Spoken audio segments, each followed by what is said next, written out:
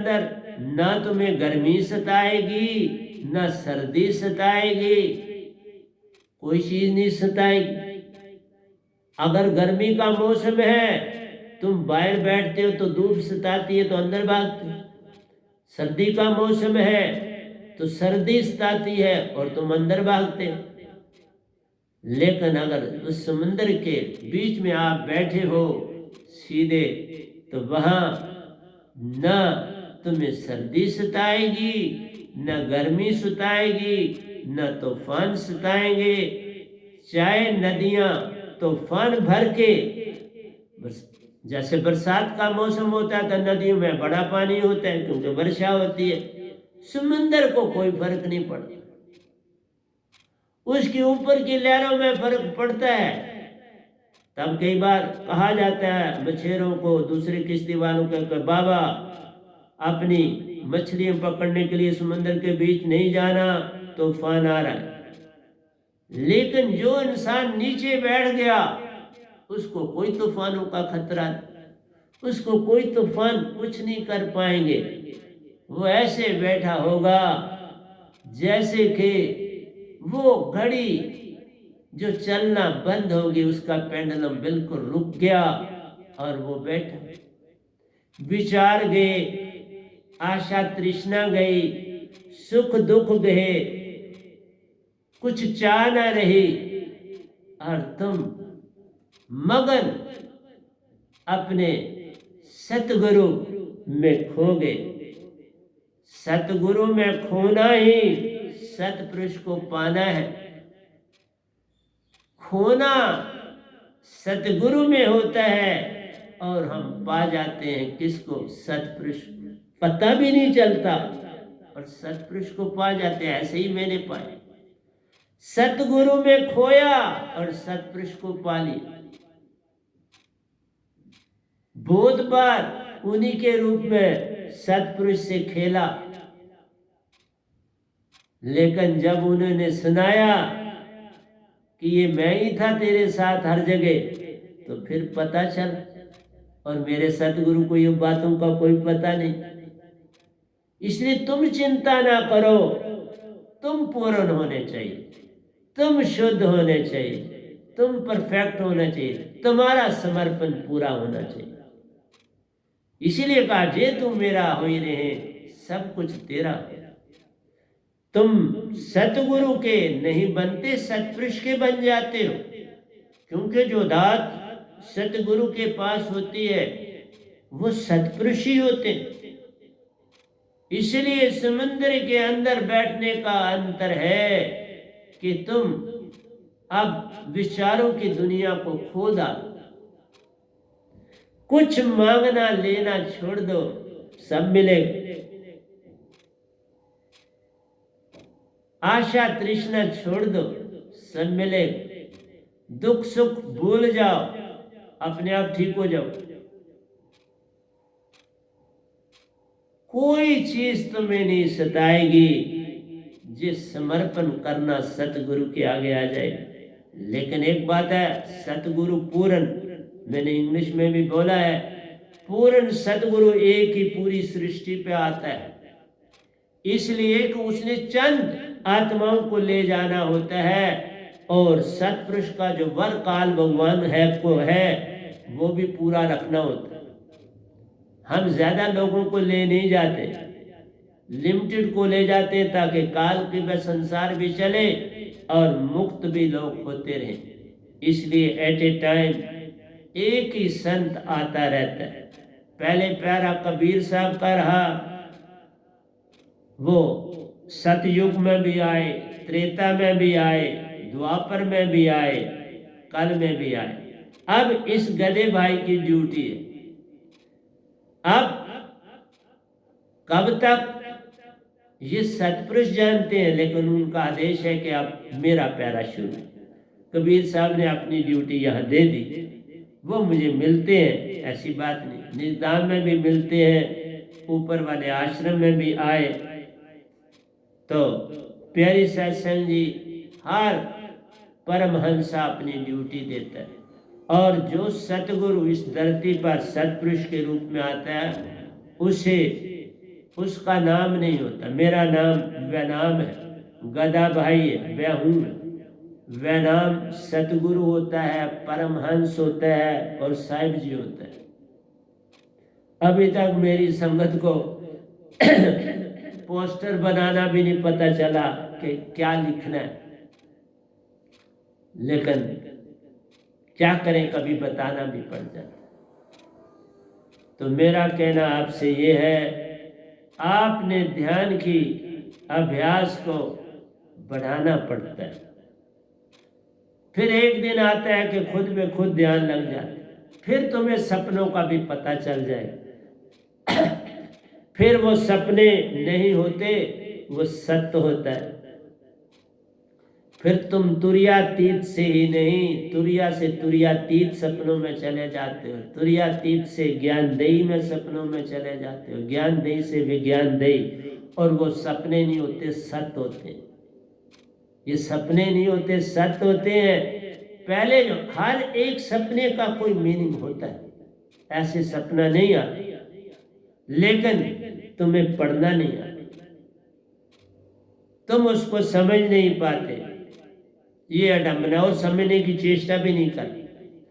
तुम अपने आप ध्यान की दुनिया में दाखिल हो जाओ, सपनों की सच्चाई तुम्हारे सामने आती जाएगी। और मैं एक बार जरूर आगे चल के सपनों के ऊपर बोलूंगा, ऐसा नहीं कि नहीं बोलूंगा। लेकिन किसी ने कहा है सपने तो सपने होते हैं, कब अपने होते नहीं, अपने भी होते हैं। सपने सपने भी होते हैं प्यारी सत्संग जी, लेकिन आपने, मैंने कल लिखे हैं दोए इसके ऊपर, सपने के ऊपर, पर अपने भी होते हैं। ये तुम्हें ध्यान में जाना आ गया, सतगुरु को पाना आ गया, फिर सपनों का ज्ञान भी समझो आ गया। तो सपने ऐसे नहीं आते, इनके भी बड़े मीनिंग, इनका भी बड़ा संबंध है। इनसे आपके चेतन जुड़े हुए, सपनों के कारण तुम्हें बड़ी इंफॉर्मेशनें मिलती हैं अंदर से, इसलिए इनको हम निकार नहीं सकते, लेकिन इनमें भय भी नहीं जाना। इनका मीनिंग जब तुम भक्ति में आगे बढ़ोगे तो मीनिंग भी समझ आने लगे, फिर तुम्हें सब पता चलेगा कि ये सपना क्यों आया। लेकिन पहले भक्ति में जाओ, निज को मिटाने से सारा काम बन जाता है। निज को मिटाना आ गया तो हो गया भजन। कुछ न चाहना ही सब पाना, कुछ न चाहना ही सब कुछ पाना। जब तुम्हारे अंदर की ख्वाहिशें चली जाएगी, आशा तृष्णा चली जाएगी, झुकना आ गया, तो बस समझ लो। लेकिन झुकना दिखावा न हो, झुकना श्रद्धा से भरा हुआ। अब विश्वास आ गया, विश्वास जब आ जाता है अंदर तो फिर सत्य हो जाते हो, फिर तुम प्रेम हो जाते हो, फिर तुम आनंदमयी हो जाते हो, फिर तुम शांत हो जाते हो। मन माया गे, अब मन माया तुम्हारे दास बन जाते हैं। जब ये अवस्था आती है मन माया दास बन जाते हैं, लेकिन जो ही ये अवस्थाएं आती हैं तुम बहुत बड़े दानी बन जाते हैं। फिर तुम अपने लिए कुछ नहीं बचाते, हर एक की सेवा के लिए दौड़ पड़ते। बस जब ये समय आए तो समझना मेरी भक्ति शुरू हुई। जब तुम्हें किसी की तकलीफ नजर आई तो तुम्हारे पास जो यथाशक्ति है उस समय भागे उसकी मदद के लिए। ये नहीं देखा मेरा सरबंदी है नहीं है, बस है तो ये हंसा। जो भी इस सृष्टि में आया है वो सब एक दूसरे के साथ भाई भाई, एक सतपुरुष से आए हुए हम सब हैं। चाहे जानवर हैं, चाहे परिंदे हैं, कीड़े मकोड़े हैं, वृक्ष है, जो कुछ भी है जिसमें जीवन दिख रहा है तुमको, वो सब सतपुरुष से आए, सब हंसा है। इवन ये 5 तत्व भी उसी सतपुरुष से आए। सब कुछ एक दिन उसी में जा समाएगा, कुछ भी बाकी नहीं रह जाएगा।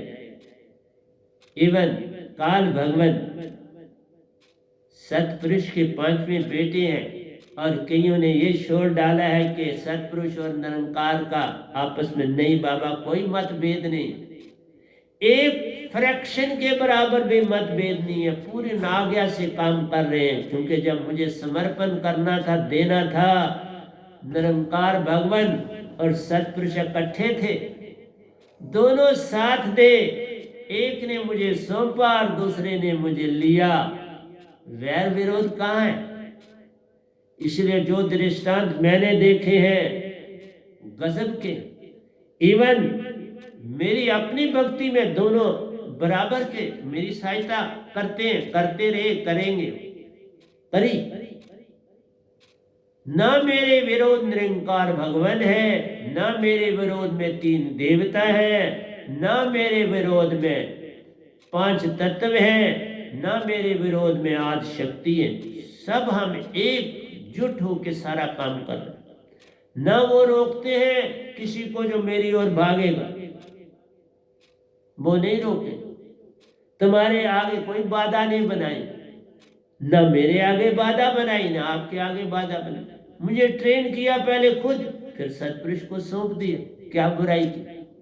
इसलिए कोई भी बुरा नहीं संसार में, एक तिनका भी बुरा नहीं।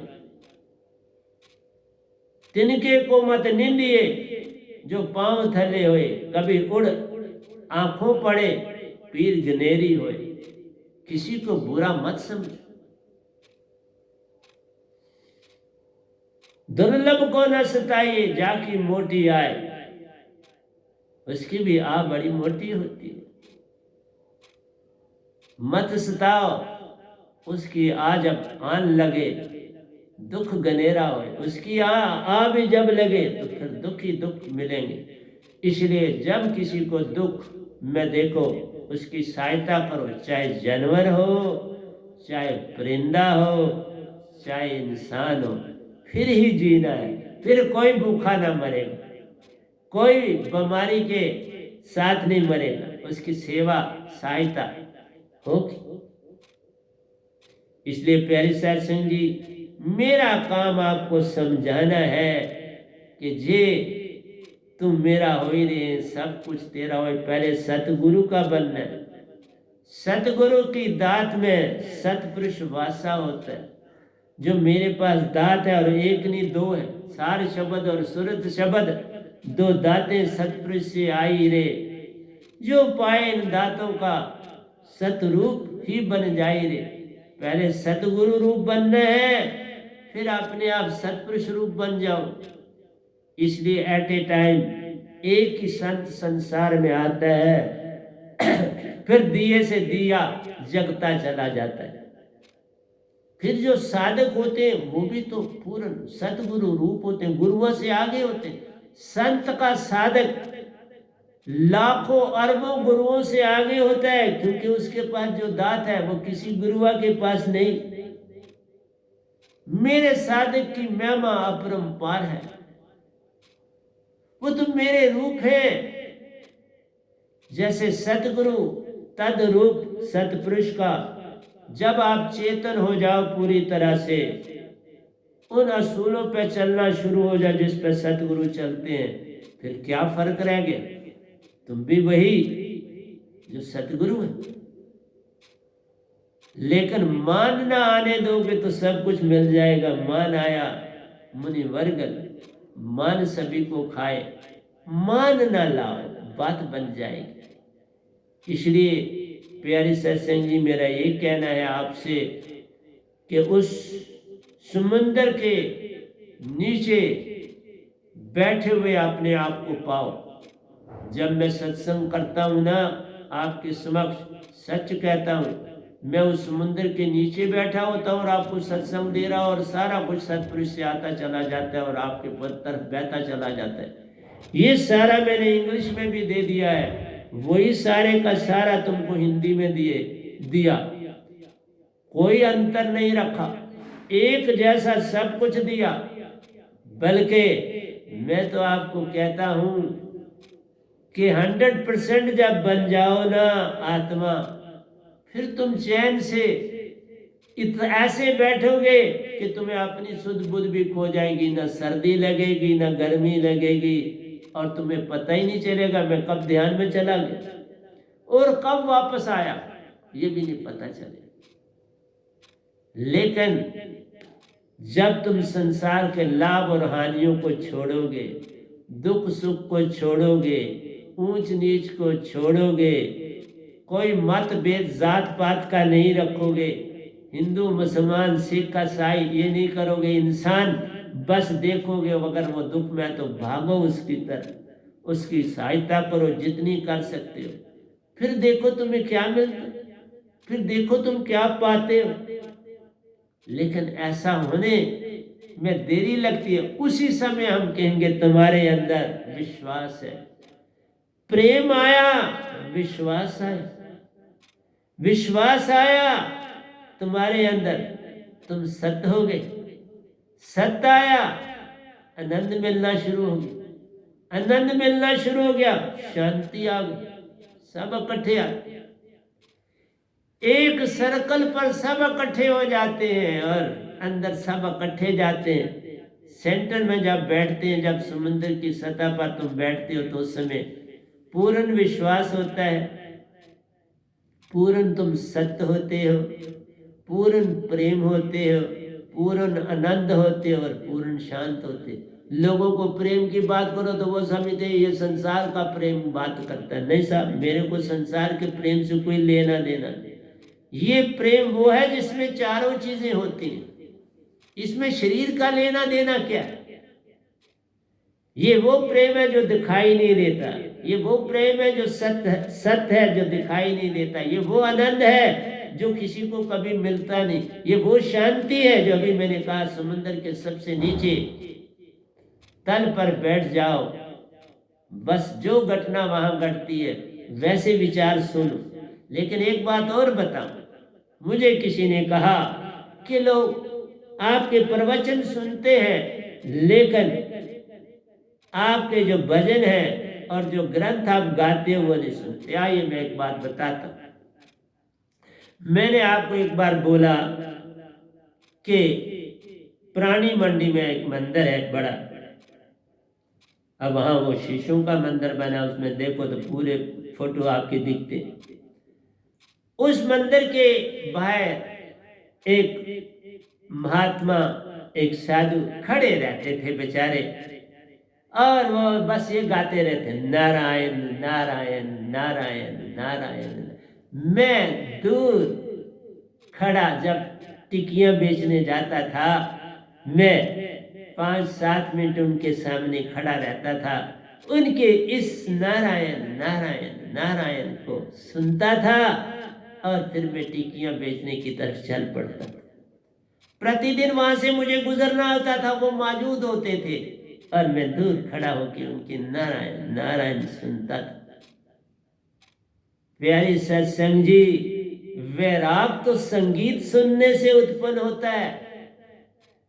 मैं भजन ऐसे नहीं गाता, वैराग में गाता हूं, वैराग में लिखता हूं। दो ऐसे नहीं गाता, वैराग में लिखता हूं, और वैराग ही तो प्रेम है, प्रेम में लिखता हूं। तो प्रेम को ना सुना तो फिर क्या सुना, विचार तो भूल जाओगे।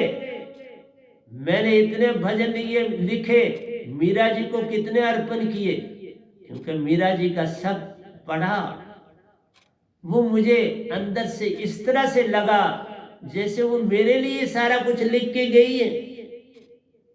इसलिए अगर तुम वैराग ही नहीं लाओगे, प्रवचन तो भूल जाओगे। एक ही प्रवचन मेरा सफिशिएंट होता है, जो आज ही बोल दिया, इसमें क्या छोड़ा। इसलिए प्यारी सत्संग जी, वैराग ना आया तो भक्ति नहीं आती। वीरे और वैराग आएगा फिर अकेलापन पा जाएगा, अकेले में ही तुम हो जाओगे तो समुद्र की सतह पर बैठोगे। इसलिए प्यारी सत्संग जी, आप कैसे समझ सकते हो, 10 साल में अगर नहीं समझा तो आप क्या समझोगे? मैं इसलिए नहीं गाता कि मैं कोई आर्टिस्ट हूं, मैं बस वही नारायण की आवाज दे रहा हूं जो वो महात्मा देते थे, वो चीज मुझ में बस गई, बस उसी से मैं टिक्कियां गाना शुरू के कर दिया।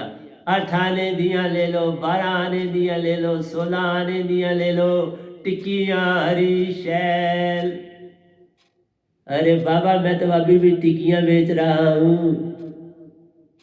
मैं कोई संगीतकार नहीं हूं, लेकिन दीवाना हूं। वो दीवानगी है मेरे भजनों में, वो दीवानगी है मेरे ग्रंथों में, जो मैं गा के भी सुनाता हूं। उनका अर्थ भी, तुम अर्थ में जाओगे क्या पालो? अर्थ में जाने का मतलब है तुम विद्वान बनना चाहते हो, और विद्वान कभी संत नहीं होते। जो संत होते हैं वो वैरागी होते हैं। उनके अंदर वो सारे वैरागी बसे होते, उनके अंदर वो मीरा की ताने बनी बैठी होती। मैं जब बोलता हूं तो मुझे ऐसे लगता है कि मीरा जी ही बोल रही, ये मेरा सतपुरुष बोल रहे हैं, और तुम लगता है कि ये बंदा गधा भाई बोल रहा है ना? विचित्र बात। मैं सुनता हूं आपकी हर बात और जवाब सत्संग में देता हूं। इससे बड़ा दुख का कारण क्या होगा कि तुम प्रवचन सुनते हो और मेरे अंदर की पुकार नहीं सुनते। प्रवचन भी पुकार होती है, और जो मैं बोलता हूं उसमें मेरा हुक होती है, मेरी तड़प होती है, मेरी प्यास होती है, जो सतपुरुष तक जाती। मैं तुम्हें नहीं सुनाता, मैं सतपुरुष को सुनाता। मैं तुम्हें प्रवचन नहीं दे रहा, ये सतपुरुष से आते हैं और सतपुरुष में जाते हैं, वर्तन पूरा होता है। कौन लिखने वाला? मैं गधा भाई क्या लिख सकता हूं? मैं गधा भाई क्या बोल सकता हूं? हर ग्रंथ, हर भजन की तर्ज वो देते रहे। मैं कौन होता हूं गाने वाला? बस मुझे तो वो याद है, नारायण नारायण नारायण। प्यारी सत्संग जी, बड़ा कठिन होता है सतगुरु को समझना। जिन जाने तिन रंग माने, वो भी बड़े प्यारे हैं जो नहीं गाते, फिर क्या फर्क पड़ता? मुझे तो वो टिक्कियों ने बना दिया, क्योंकि शायद शुरू से ही ट्रेनिंग मुझे हो रही थी, मुझे ट्रेन किया जा रहा था, और मुझे नहीं पता था कि मुझे इतनी गुर्बत क्यों आई। और जो मैंने कमीज पहनी होती थी, तुम हैरान हो जाओगे, 4-6 की कमीज थी, कितनी बड़ी, और बच्चे ने कमीज पहनी हुई है और वो पांव तक जा रही है। लोग मुझे क्या देखते होंगे? आज मैं सर पर पट्टा बांधता हूं तो अब मुझे नहीं कोई मुझे अच्छा कहिए, मुझे क्या लेना? अगर उस कमीज में मैं चलता था, जिस लिबास में बच्चा बड़ा बन ठन के अपनी माँ और बाप के साथ जाता है, उस लिबास में मैं टिक्कियां बेचने जाता था नंगे पांव। ये वो गधा भाई आपके सामने बैठा हुआ है। इसलिए तुम मेरे सिर्फ विचार सुनते। चलो, इतना भी अच्छा है कि कुछ तो सुनते हो।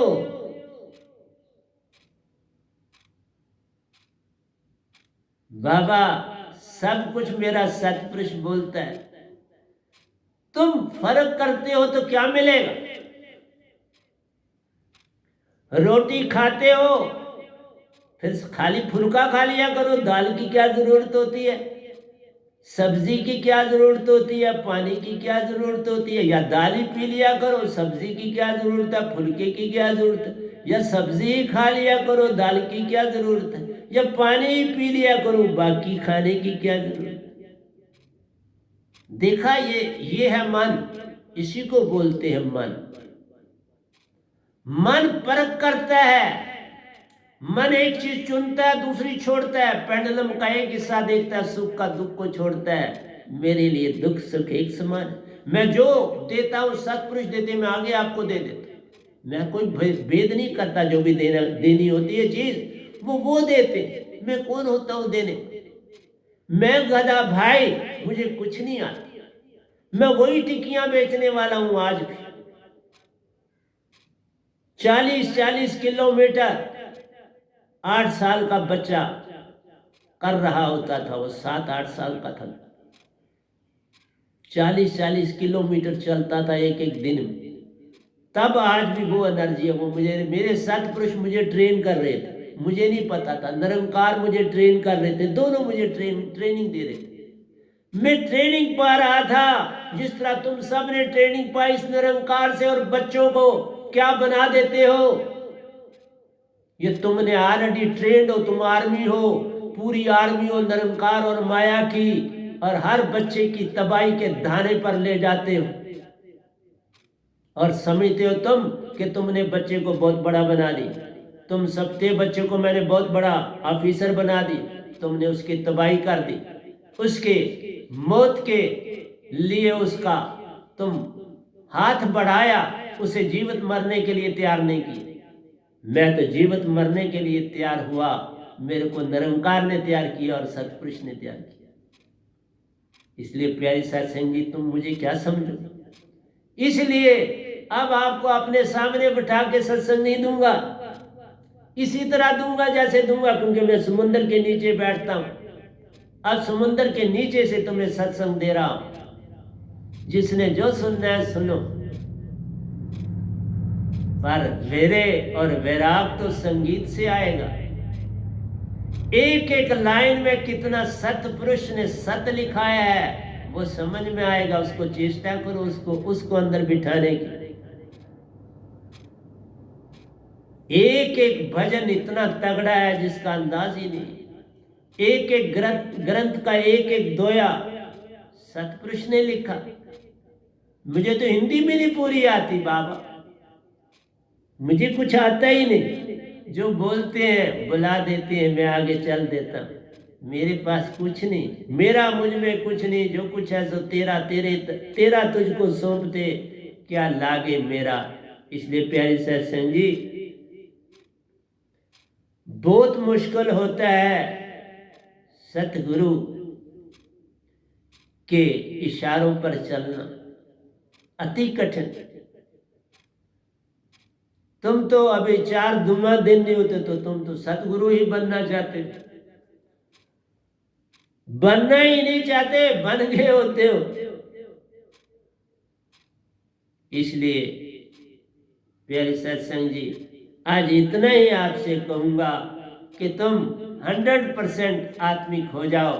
मन मान अपने आप चले जाएगा। मन मान को बुरा मत को, वो बेचारे ड्यूटी देखो, मेरा आप काम कर रहे हैं, मैं बोल रहा हूं तुमको ये सब कुछ दे रहा हूं, तो सतपुरुष का काम कर रहे हैं ना। मन शरीर है, माया है, बैठा है आपके सामने, काम कर रहा है। अगर ये शरीर ना होता तो मैं आपको कैसे सतपुरुष की सुरती की ट्रांसलेशन करके आपको देता। तो मन और माया का भी मैं धन्यवाद करता कि वो मेरा पूरा सहयोग दे रहे। निरंकार भगवान भी मदद कर रहे हैं, आज शक्ति भी मदद कर रही है, ये 3 देवता भी मेरे साथ जुड़े। सभी देवी देवता, सब कुछ ही तो मेरे शरीर में, हर अंग में मौजूद है और मेरा अब काम कर। पहले तुम जैसे हो, तुम में काम करते हैं, तुमसे काम लेते हैं, अब मैं उनसे काम लेता हूं, बस इतना सा अंतर हो गया। पहले वो तुमसे काम लेते हैं, तुम अभी मेरे पूरे बन नहीं पाए, जब मेरे हो जाओगे फिर तुम भी इसी तरह सारा तेरा काम करें। फिर ये तुम्हारे लिए झाड़ू पोछा सब कुछ करें, तुम नहीं करो। तो प्यारे सत्संग जी, प्यार से बोलिए सतगुरु सतनाम सत साहिब जी, सतगुरु सतनाम सत साहिब जी, सतगुरु सतनाम सत साहिब जी। बोल सतगुरुदेव महाराज की जय, सतगुरुदेव महाराज की जय, सतगुरुदेव महाराज की जय। आज के सत्संग के आनंद की जय, आज के सत्संग के आनंद की जय, आज के सत्संग के आनंद की जय।